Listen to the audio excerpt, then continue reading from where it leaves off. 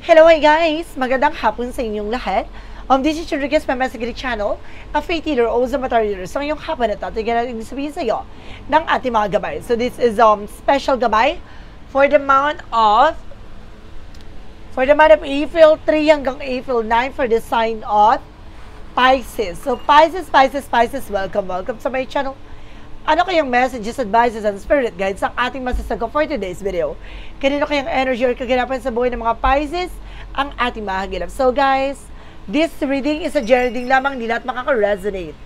Kunin lamang po makaka-relate sa inyo and comment down below kung kaninong energy ang ating nasagap. And don't forget to like and subscribe my channel. And hihirap ko siya ba for more videos. Sabi ko maraming salamat po sa mga walang sawang pag-suporta sa aking channel. Lalong-lalo na ang hindi nag-i-skip ng ads, saway pagpalain kayo ng Diyos at may kapal, siksik-lig-lig na gumapaw na biyayang manang balik sa inyo. So let's see guys, what is the messages, advices sa iyo ng ating angel spirit for the sign of Pisces. So let's see and watch this. Ano kaya kaganapan sa buhay ng mga Pisces ang ating mga gilap? So guys, ito na tuklasin at bubulabugin natin. Angel spirit, please give information pa.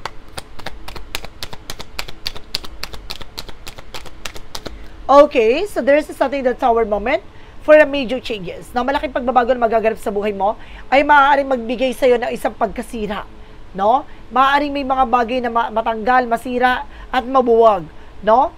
There's something destruction, disaster. So let's see what is the additional messages. And there's a Four of Cups, just re-evaluate or analyze. So ngayon kailangan niyo pag-isipan, guys. No, hindi kayo pwedeng magpala-desisyon. Kailangan yung pag-isipan, pagmunihan, i-visualize, i-analyze nyo before taking actions, no, on any decisions. And there's a Two of Pentacles. Keep yourself balanced, guys. No, maging balance ka, physical and mental and emotional.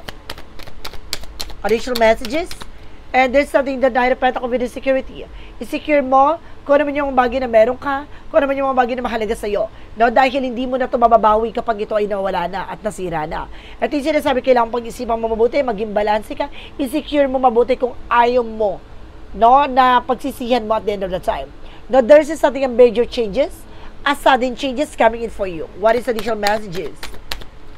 And represent with the Five of Wands. So see, I told you so. It's a something complication na magdadala sa iyo ng komplikasyon, magdadala sa iyo ng pagguho at paggulo ng sitwasyon mo. So let's see, what is additional messages? And there's a star card for recovery, don't you worry. Unti-unti ka rin makaka-recover at unti-unti ka rin makakabangon mula sa paggalugmok. No? Parang ito yung isang bagay na kailangan mo munang pag-isipan bago ka mag-take ng decision. No? Dahil kapag nakapag-decide ka na, hindi mo na mapapawi pa at hindi mo na mababalik pa, no? Let's see what is that sour moment. Represent with the Knight of Wands. So there's something near to success. Napakalapit mo na para magtagumpay. No, ngayon pa ba titinag? Ngayon ka ba susuko, no? Para may sakatuparan nito. Let's see what is the Four of Cups. Represent, guys, with the Page of Pentacles. So there's something, guys, with an investment. So ibig sabihin dito, guys, mag-isipan mabuti, no, yung bawat decision or actions mo kapag bumuo ka ng isang plano, no? Even for finances, there's something in new plans, there's a new business ventures, and there's something in new beginning coming in for you. There's something manifestation.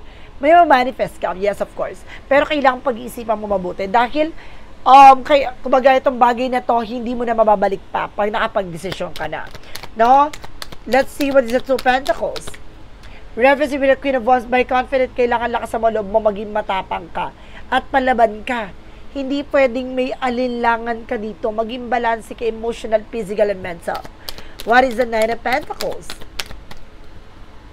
Represent with the King of Wands, and Queen and King nag-represent with the feminine and masculine energy, na unti-unti mo nang masisilayan yung magiging posibilidad.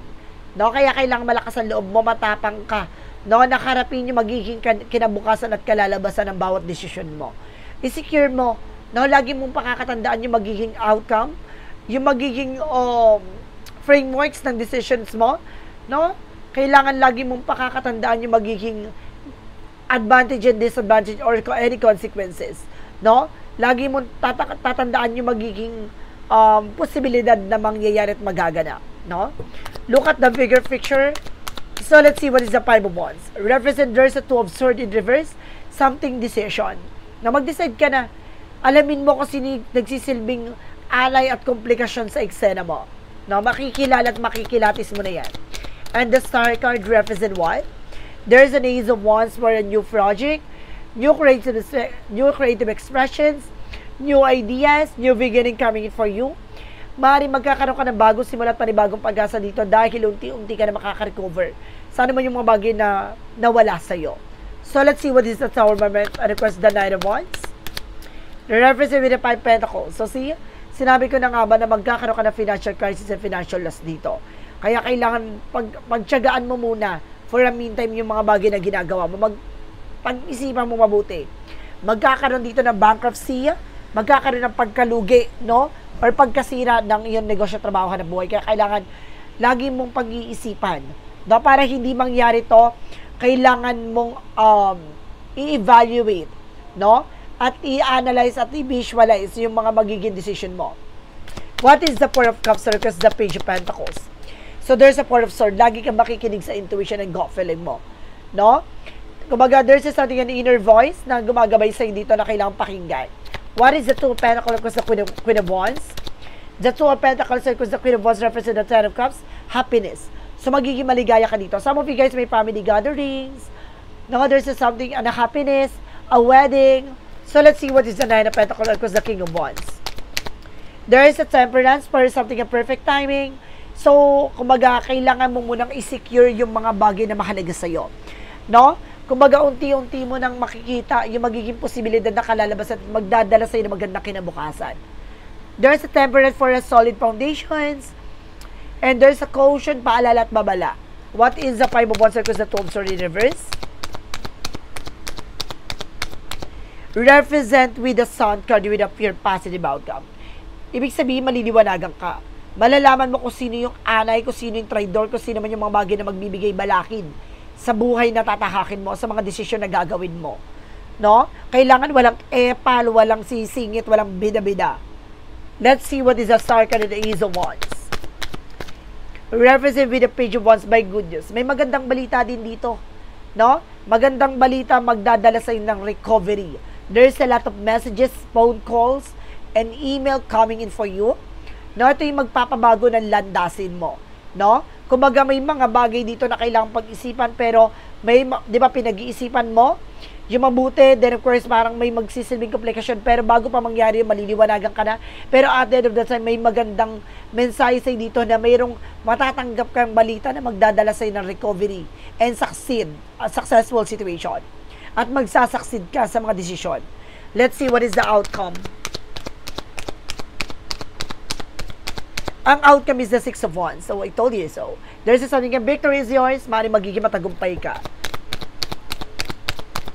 And there's an Ace of Wands. I told you. Ace of Pentacles, sorry. There's an Ace of Pentacles with a big shot and big money coming in for you. This is something, a big material offer. May malaking pera na maaaring magpabulabog ng landasin mo. Kaya maganda ka. Ito yung kalalabasan nito. No, parang may paglilinis muna. No? Parang uugain ka lang ng very light. Pero titignan kung liliwalagan ka ba, matatauhan ka ba, no? Kasi makakapag-desisyon ka dito ng biglaan. Pero at the end of the time, kumbaga bigla ka mag-iisip. Tapos malalaman mo may mali pala. No, mayroon palang magsisilbing komplikasyon. Tapos bigla ka makaka-recover, bigla ka makakaalis dyan sa situation na ginagalawan mo. Ang ganda ng reading mo, ha? Pasabog ka dito. And there's a Wheel of Fortune. See? Diba? Ang pinaka-outcome dito is victory, opportunities, and there's a destiny.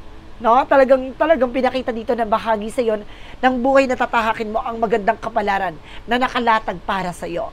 So let's see. About tayo sa finances and career, represent what?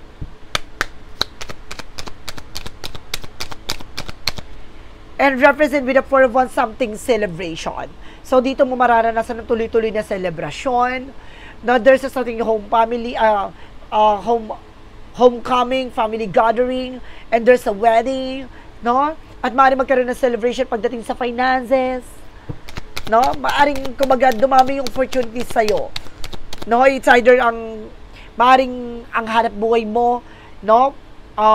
Wedding coordinator, no? Event coordinator, no? Mayroong ba something decorations na maaring or craft na maaaring ginagawa mo, no? Maaaring galing yung trabaho mo. And this is something the word girl. So, si international T, hindi siya basta-basta. No, magiging maganda na ang yung finances. There's a lot of dollar coming in for you. No? Maaaring gaganda na ang pagkakapirahan sa iyo, maaaring makakapagtrabaho ka ng international. And there's an Empress card. Ibabalik yung bata. Ibabalik dito yung katawan lupa mo, T. Ibabalik dito yung sigla ng buong pagkatao mo. There's something, a blessing coming in for you. And there's something, a new beginning coming in for you. No? At the same time, the Empress card represents the self-love, self-care. So, kailangan alagaan mo yung sarili mo, alagaan mo yung negosyo mo, trabaho mo, hanap buhay mo. What is additional messages about naman tayo sa love life? There's a Nine of Cups. A wish fulfillment. So, matutupad yung mga pangarap mo pagdating sa buhay pag-ibig. Hindi ka lang basta-basta pakikiligin. No? Kundi papatunayan sa'yo na ang pag-ibig na to at pagmamahal na to ay hindi matatawaran at hindi talaga mapapantayan. Or, masabog ka dyan. And there's an 8 of Pentacles. Just focus sa trabaho ka, negosyo, hanap buhay, o mag-focus ka sa tao na yan. No? Kailangan, kumbaga, enjoyin mo. No? At, kumbaga, tutukan mo muna yung love life mo for a meantime, no? Kailangan maging balanse kapag dating sa trabaho at pag-ibig at kalusugan. And there's an 8 of Wands, guys, no? There's something of fast communication and fast movement, maaari makapag-travel kayo na person mo. And there's a lot of heart-to-heart to conversation. No? Meron talagang karutan ako nasa-sense dito. No? Meron talagang pag-uusap na mayroong latikan, ganon. And there's an additional messages tayo with the 7 of Cups, with a lot of opportunity coming in for you.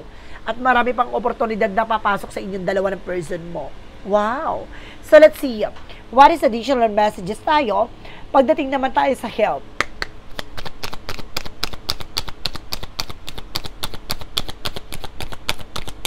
Pagdating sa kalusugan, there's a 5 of Cups for disappointment.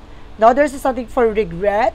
No, may mga pagsisisi pang hinayang kakailangan mong mag-pay attention sa kalusugan mo. No, kaya mong pagsisihan na bawal to ganto ganyan na or nasusobrahan ka na. No, sa mga kinakain mo o iniinom mo. There's a hierophant for a lesson learned. Matuto ka na. So, meron talagang leksyon. No, na kailangan mong iwasan, tigilan, yung mga bagay na nakakasama sa kalusugan mo. Meron ako na sense dito, mataas ka sa acid, no, sa cholesterol. Mataas ka dito for sugar level, no? Ang daming sense ako dito na about sa kalusugan mo. No, meron din ako na sense dito may growth ka, something like that, no? And there's a King of Pentacles with security. Kailangan maging secure ka pagdating sa iyong kalusugan. No, wag mo yan pababayaan. One more card please to clarify this reading. And of course, this is something the High Priest is. Something hidden agenda, hidden enemy. So, ibig sabihin dito, maraming mystery pa dyan sa kalusugan mo, no? Kaya kailangan umiwas ka sa mga bagay na makakasama sa iyo. Hindi lang tungkol sa pagkain, kundi din sa mental health mo. No? Huwag mong masyadong iniintindi mga sasabihin ng iba, maraming chismosa. No? Marunong ka dapat dumedma. So, let's see. What is the outcome of all areas of your life? No? Ano yung pinaka-outcome dito?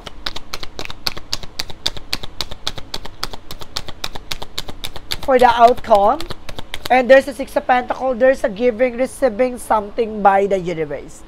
Ibig sabihin, magtutuloy-tuloy na ang magandang kapalaran at magiging balanse tulad ng hawak-hawak ng timbangan. No? And this is something the 5 of Swords with the self-sabotage. Mag-ingat ka lang with your action and movement dahil maraming taong sinungaling manluloko at may mga nagbabalat kayo, maraming misteryo na naaagawin, lolokohin, mag-ingat ka. What is additional messages? And this is something the 3 of Cups, may happiness and enjoyment. Magiging masaya ka at magiging maligaya ka. At magiging magandang kalalabasan mo dito. What is additional messages with an Angel Spirit? And there's a Queen of Cups, represents our emotional healing, na magiging kalmado at magiging maganda na ang iyong pakiramdam. So guys, this is the part 1, no? For your reading, for the special gabay for the sign of Pisces. So, just wait for a while, guys, ha? We have, kumbaga, we have news and balita sa iyo, no? And of course, pagdating sa part 2, doon natin malalaman with the clarification for love situation. And of course, what lies beneath with our hidden future. At the same time, meron tayong yes or no question. So, kailangan pagandaan nyo yung magiging tanong nyo. We have a 1, 2, 3 question and pick a card kung anong gusto mong question doon. At ayun yung magsisilbing kasagutan sa katanungan mo. No? At we have also with the path of the light na magbibigay kaliwanagan sa lahat ng eksena mo. And of course, we have shadow works, no? Na para bigyang mukha, no? Ang iyong mga kapalaran. No, dito mo makikita at bibigyan ka ng motivation, encouragement, para malaman mo ang totoong kahalagahan ng buhay. So, and of course, there's a lot of messages here na represent. And of course, there's a message pa dito na bibigyan ng ating mga gabay. No? So, Madam, Sir, maraming salamat. This is something special gabay for the part 1. So, see you in the next video for the part 2. Maraming salamat and see you in the next video. Bye-bye and babush!